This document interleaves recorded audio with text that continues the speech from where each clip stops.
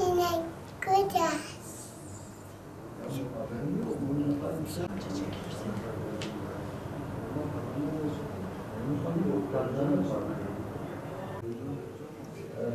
Abdülbazet.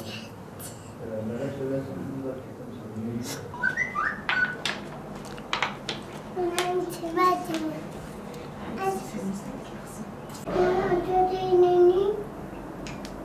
Baba burada. Bak ya baba. Köpek. Bana görüyorsun. İnisiyatifi olarak Mustazaflar Cemiyeti'ni ziyaret ediyoruz. Hoş geldiniz hocam. 28 Şubat FETÖ mağduru aileleri inisiyatifi olarak Mustazaflar Cemiyeti'ni ziyarete geldik ve cemiyetin desteğini bekliyoruz bu konuda. Bize yardımcı olmalarını istiyoruz. Yani yazılı basında, sosyal medyada her konuda yanımızda olmalarını bekliyoruz. Cemiyet tesisleri ziyarete geldik. Hoş geldiniz bacım, baş göz üstüne geldiniz. Kurduğu mahkemelerin kurbanı olarak bu kardeşlerimize haksız yere zulüm ederek onlara böyle ağır cezalar verdiler. Ve o kardeşlerimizin birçoğu uzun süredir 15 yıl, 20 yıl, 17 yıl, 22 yıl, 24 yıl şu an cezaevinde yatan kardeşlerimiz var. Onlarla beraber biz aileleri de cezalandırdılar. Çocuklarımızı da aynı şekilde cezalandırdılar. Onların anne ve babalarını da cezalandırdılar. Şu anda cezaevinde bulunan bu kardeşlerimiz kendilerine yapılan haksızlıklar sonucunda cezaevlerindedirler. Dosyaları adilane bir şekilde incelenmemiştir. Ya FETÖ'nün yargıçlarının kumpaslarının neticesinde oradadırlar ya da şu anda kendilerine verilen cezayı hak etmemişlerdir. Dolayısıyla bu ailelerimizin bu sıkıntılarını görmek lazım. Bu haklı yürüyüşte, bu haklı mücadelede kendilerine destek olmak lazım.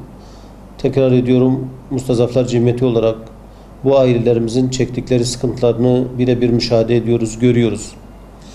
Ve bu anlamda elimizden gelen her tür katkıyı, desteği vermeye hazırız. Genel olarak konuşursak sadece bu kardeşlerimize değil, İslami davalarından dolayı, İslami mücadelelerinden dolayı, toplumu ıslah etme çabalarından dolayı cezaevlerinde bulunan bütün İslami kesimlerin tutuklularına, bireylerin cezaevlerinden, esaretten kurtulmalarına destek olmak istiyoruz ve elimizden gelen her katkıyı sunacağız. Hepsinin sıkıntısını, derdini, kendilerine yapılan haksızlıkları biz buradan dillendiriyoruz. Gerek hükümet yetkililerine gerek de bu anlamda ellerinde katkı sunabilecek bir her kim varsa onlara da bu çağrıyı yeniliyoruz ve diyoruz ki bu insanların dosyalarını tekrar yeniden bir yargılanmak şeklinde açın ve adilane bir şekilde bunları yargılayın. Bu FETÖ örgütünün en büyük mağdurlarından, yani belki değil aslında, yani en büyük mağdurlarından biziz. Hani en çok çekenler de biziz. Fakat her nedense bu görülmüyor. Türlü kesimlerin mağduriyetleri televizyon kanallarında, işte ulusal kanallarda hep dile getiriliyor. Fakat hiçbir şekilde bu İslami camialardan tutuklananlar ve türlü işkencelerden günlerce işkencelerden geçirilip düzmece işte raporlarla ve kumpaslarla yıllarca, hatta ağır cezalar verilip cezalandırılan insanların mağduriyetleri hiçbir şekilde görülmüyor, gündeme de getirilmiyor. Biz de kendi çapımızda yapabildiğimiz kadar sesimizi duyurmaya çalışacağız. Allah kısmet ederse bu yolda da bir yere varıncaya kadar da durmayacağız. Çünkü gerçekten biz camia olarak bunların elinden çok çektik. Mağduriyetlerimiz görülmüyor. Yeniden yargılama talep ediyoruz yetkililerden. Bütün mağdurları kapsayacak şekilde bir yasa çıkarılsın istiyoruz ve bunun için uğraşı veriyoruz. Adil bir yargılama istiyoruz. Bizim de eşlerimiz yıllardır cezaevinde. Çocuklarımız cezaevi yollarında büyüdüler. Bunun da görülmesini istiyoruz ve yeniden yargılasınlar, baksınlar dosyalarına. Oradaki çelişkileri zaten görecekler. Eğer adil bir şekilde bir hakim veya bir savcı, artık her kim bakıyorsa, eğer adil bir şekilde bunlara bakarlarsa oradaki çelişkileri, kumpasları çok rahat bir şekilde fark edeceklerdir yani.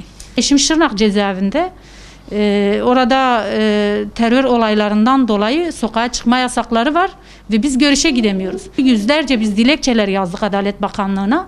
Ama dediğim gibi yetkililer her ne hikmetse bize karşı, mağduriyetlerimize karşı gözleri kulakları kapalı.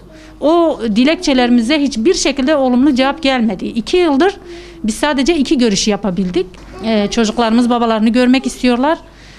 Ama göremiyorlar. Yani dediğim gibi onlarla birlikte biz aileler de cezalandırıldık. Biz tekrardan yargılama istiyoruz. Yani bir dosyalarımızı tekrardan açıp baksınlar. Adil hakimlerce.